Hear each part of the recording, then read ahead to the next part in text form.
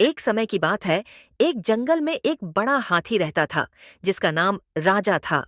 वह जंगल का सबसे ताकतवर जानवर था और सभी जानवरों का दोस्त था।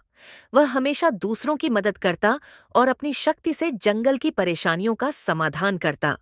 एक दिन जंगल में बहुत जोरदार बारिश हुई और नदी का पानी बढ़ने लगा, जिससे जंगल के जानवरों को दूसरी तरफ जाने में बहुत मुश्किल हो रही थी। हाथी राजा ने तुरंत अपनी ताकत का इस्तेमाल किया, एक बड़ा पेड़ गिराया और उससे एक पुल बना दिया। इस पुल से सभी जानवर सुरक्षित रूप से दूसरी तरफ चले गए।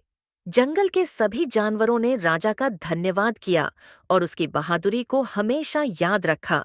राजा ने यह सिद्ध किया कि शक्ति केवल अपनी भलाई के लिए नहीं, बल्कि दूसरों की मदद के लिए भी होनी चाहिए।